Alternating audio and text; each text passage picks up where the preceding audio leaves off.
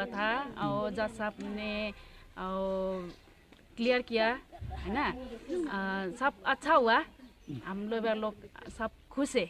जो यहाँ पर हियरिंग था उसके बारे में क्या क्या हुआ थोड़ा विशेषकर जो दार्जिलिंग का 84 गार्डन्स है, जो संसार के सबसे फेमस चाय प्रोड्यूस करते, सबसे एक्सपेंसिव दुनिया में दार्जिलिंग टी को छोड़ के कुछ भी नहीं है। दूसरा देश क्या करते हैं, दार्जिलिंग टी का नाम लगा के दूसरा कंट्री का चाय बेच के भी पैसा कमाते हैं, दूसरा करके भी पैसा कमाते हैं। तो पर दार्जिलिंग टी का सिचुएशन जो इतना बुरा है, पैथेटिक है, उनको जैसे लॉकडाउन के टाइम में भी उनका वेजेस नहीं दिया, जो पेड लीव था, मिनिमम वेज इनका इतना कम में, जैसे ये एक्ट कहते हैं, कानून कहते हैं, किसी को कंपनी फॉर्म करके एम्प्लॉयमेंट देने का तभी अधिकार है जब उसका बेस प्राइस कर सके, बेस प्राइस उसका उठा सके।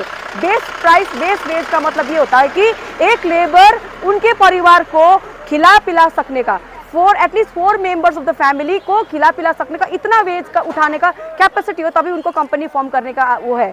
तो दार्जिलिंग का चाय बगान जब ब्रिटिश कालीन टाइम में ब्रिटिश ने लिया था, तब भी यहाँ पे स्लेवरी सिस्टम था। ब्रिटिश जब छोड़ के गया दार्जिलिंग का चाय बगान को, स्टेट गवर्नमेंट के हाथ में दिया, तो स्टेट गवर्नमेंट के हाथ में इनका जैक है। तो स्टेट गवर्नमेंट के साथ में चाय का कंपनी का हम लोग हमेशा बात करते हैं कि चाय बगान का मालिक नहीं है, वो लोग बगान का मालिक नहीं है, वो कंपनी का मालिक है, जो स्टेट के साथ में एसोसिएशन होके एग्रीमेंट करके एमओयू साइन करके वो चाय का कंपनी यहाँ चला सकता है सम ईयर्स के लिए।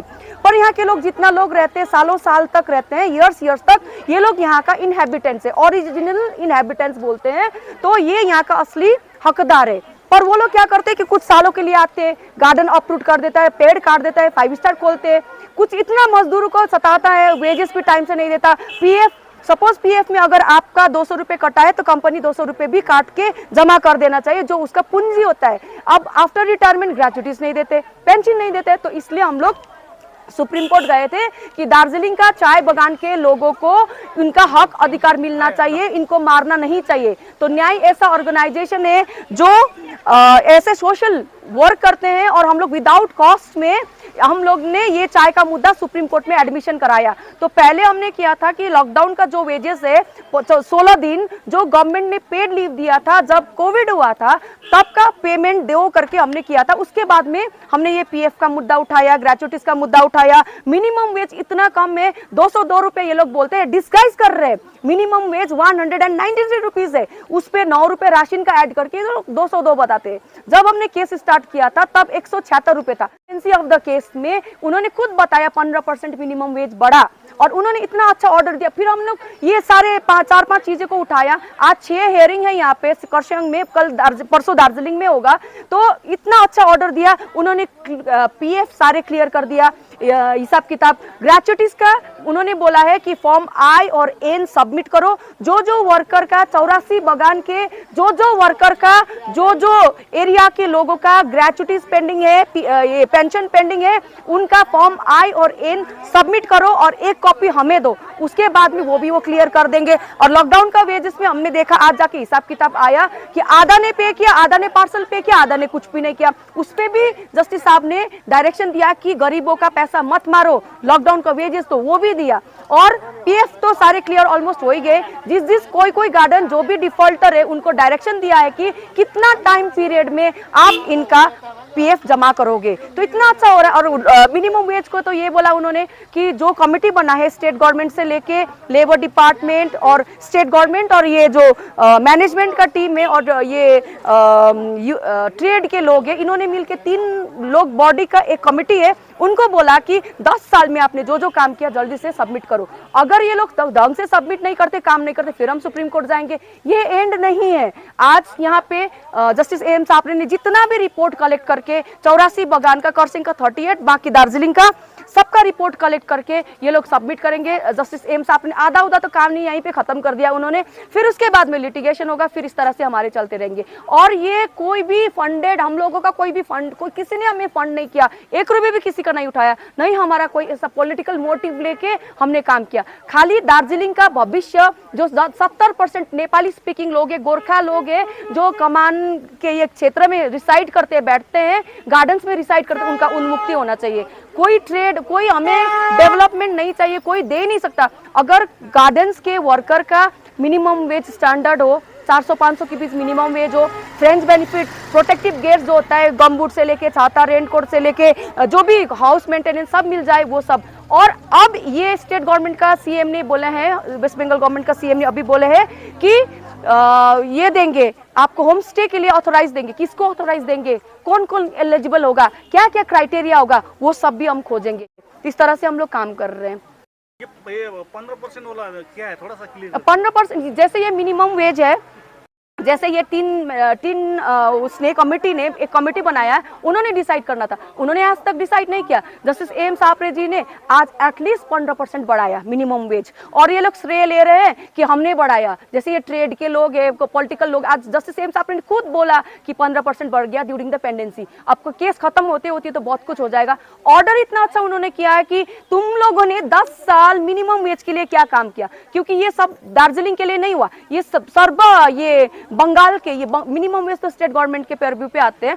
तो स्टेट गवर्नमेंट के अंदर, बंगाल के अंदर जो भी गार्डनर है, वर्कर है, उनके लिए 15% बढ़ाया।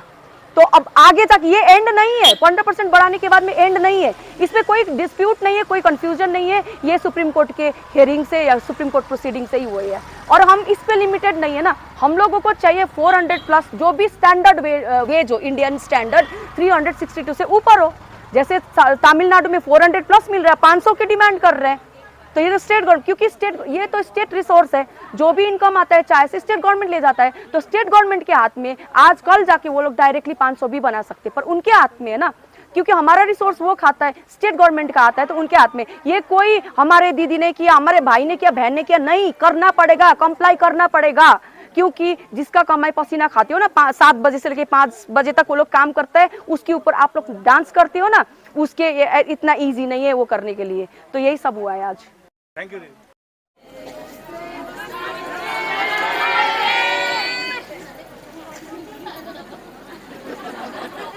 धन्यवाद भन्ने सरले 15% बढाइदिनु भएको छ मिनिमम वेज।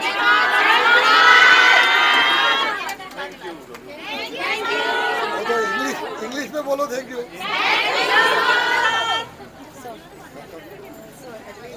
अच्छा काम करो, हाँ, सब मिलेगा।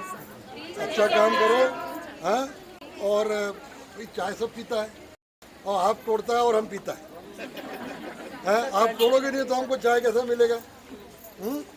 आप तोड़ते हो, हम पीते हैं, हाँ। You are doing a good job, you are doing a great service, हाँ। हिंदी बोलेगा, अंग्रेजी बोलेगा? हिंदी। अच्छा काम कर रहा है, हाँ, भगवान को याद करो, अच्छा काम कर रहा है, अच्छी पत्ती तोड़ो, हमको अच्छा चाय पिलो, और पूरे देश को चाय अच्छा पिलो, हाँ, बहुत अच्छा, वेरी गुड। देश का नाम ऊपर है सर, दार्जिलिंग टी से। आपका वो वेज बढ़ गया, बढ़ गया ना, तो अब मिलेगा आपको, वो मिलेगा, और आगे और भी क्या क्या मिलता है देखते हैं अपन क्या क्या करेंगे, हाँ। जाओ आप लोग सब अच्छा काम करो। सरले 15% तपाईहरुको केसको पेन्डेन्सीमा सरले 15% वेज बढाइदिनु भयो। पीएफ को सबै क्लियर हुँदैछ, ग्र्याचुइटिज क्लियर हुँदैछ। सरको खाली रिक्वेस्ट छ स्पिड अप छिटो छिटो गरेर फर्म्सहरु सबमिट गर्नु। फर्म आई, फर्म एनहरु हामीले भनेको थियो नि, नडराइकन, देयर इज नो, डरने का कोई बात ही नहीं है किसी से। सर ने भन्नुभएको छ सबै फर्म भरेर फटाफट सबमिट गर्नु, सरले फटाफट रिलिज गरिदिनुहुन्छ। केस 20 तारिखसम्म सरले सबै सकिदिनुहुन्छ। अन्त सर हाम्रो यहाँनिर आउनु भयो। ग्रेच्युटी पैसा मिलेगा, ब्याज का, हाँ, जो रिटायर हो गया उसको पूरा पैसा मिल जाएगा, है ना, वो 1-2 महीने में वो भी हो जाएगा, हाँ? जाओ।